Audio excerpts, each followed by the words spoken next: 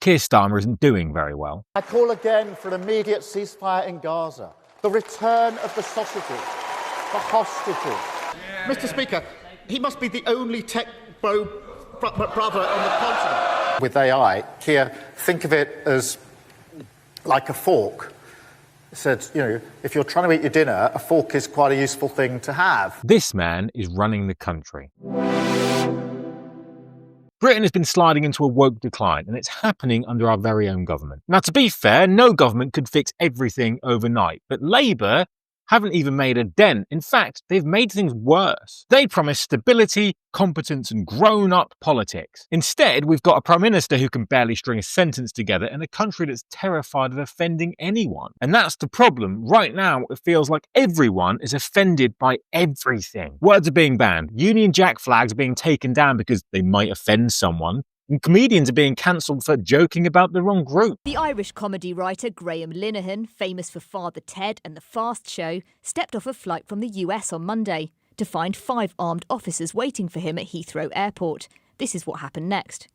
You're under arrest. Holy I don't believe it. I'm under arrest. As a quick example of how woke England has become, there's a pub near me that used to be called the Black Boy Inn, a historic pub. It had its name for ages. However, it was recently forced to change its name because whatever connotations might be behind it. Although I'm sure it would have probably been fine had it been any other colour. And what's the attitude behind decisions like this? Well, quite frankly, it's being encouraged and amplified by the people who are supposed to be in charge. There's no better example of this than the two-tier policing that seems to be incredibly prevalent across Britain at the minute. And under Labour, it is startlingly clear. If you post a joke, a meme, an opinion that someone somewhere finds offensive, expect a knock on the door, a questioning, and police resources dedicated to you for investigating a tweet. If you think there's free speech in the UK, you're kidding yourself at this point. Exactly. Well, this is the thing. I mean, look at the footage you see there on the screen. The police sent 6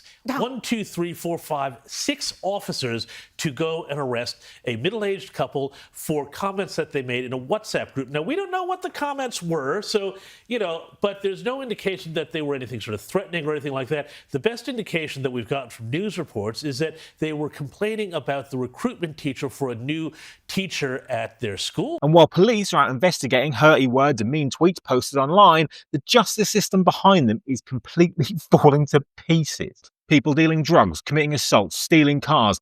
These guys can sometimes be waiting months, sometimes potentially even years for their case to go to court. But if you've been arrested for posting something offensive online, your case suddenly gets prioritised and you're usually in front of a judge in a couple of days. Britain is literally a country where tweets are investigated faster than burglaries, jokes are dealt with faster than shoplifters, and opinions are crimes. We now have a record backlog in the court system. Over 65,000 Crown Court cases are waiting to be heard, which is the worst in modern history. And yet somehow police still find the time to arrest people for mean tweets. Hold you back, and then we'll be doing this as easy as possible.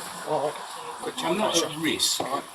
You're not at risk. The public aren't at risk. Unfortunately, Julian, we don't know you, so we're just going to have to do this as part of the scene. To be sort of treated, like a common criminal, in that way, for me personally, it is personal to me because it just goes against everything that I am. We are living in a country where the government are cracking down harder on emojis and sarcasm than violent crime. You quite literally couldn't make it up if you tried. Oh, and the worst part is that the government brags about it. They call it progressive policing. Now, let's be clear, it's not progressive in any way, shape or form. It's cowardice. It's prioritising feelings over actual functioning, useful institutions. And then we come to Labour themselves. The party that promised competence, that they said you'd have more money in your pocket every year. They bring energy prices down. None of that's really working out for them, is it? They've allowed record net immigration. They've pushed the Online Safety Act, which is effectively censorship for the internet. We have issues with the police, the courts, the housing crisis, the crumbling NHS, not to mention the digital IDs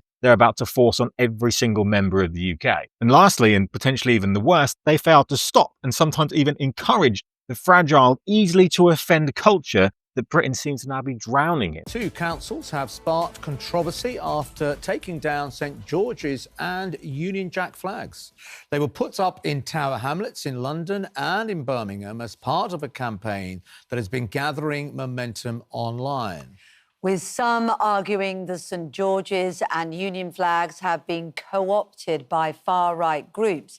Is it, in fact, provocative or patriotic to raise these flags? This is officially now a government more focused on telling you what you can and can't say and what you can and can't do, as opposed to fixing problems that actually directly affect you and your family. They're terrified of activists. They're terrified of the internet. Hell, they're afraid of the word controversial. And that's the problem, because the moment somebody stands up and says, hey, I don't agree with what you're doing, they're immediately labelled as far right, which seems like a catch-all term for somebody who just doesn't toe the line. Britain used to be known for its resilience, its free speech, its say it how it is attitude. Now, not so much. People are scared to speak. Comedians self-censor themselves. Teachers get reported for saying the wrong word, and workers are sent to inclusion training. And worst of all, British traditions are being labelled as problematic. Pushing digital ID on these people. And once they do digital ID, they're going to attach it to a social credit score. They're going to attach it to a carbon footprint score. And then they'll be able to control your movement and control you entirely. And most importantly, they've already arrested 12,000 people for social media posts. That's insane. Above and beyond every other country. Way above Russia. Russia was like 400 last year. It's like someone's trying to destroy England. It's literally like they've got a concerted effort to destroy England, and they're getting away with it.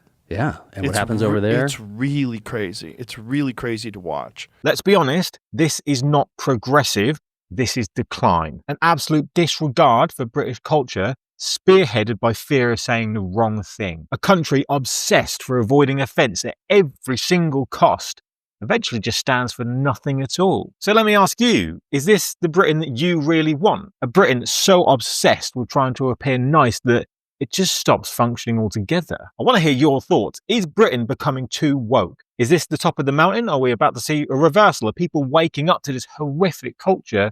Or is it going to get worse? Is this just the start? Drop a comment below. I do try to read everyone, and I'd love to hear what you think about Britain. If you haven't already, please like, subscribe, all that stuff. It genuinely really does help me out. I'll be digging into the UK and a lot more of these issues soon in later videos, but as always, thank you very, very much for watching, and I will catch you guys in the next one.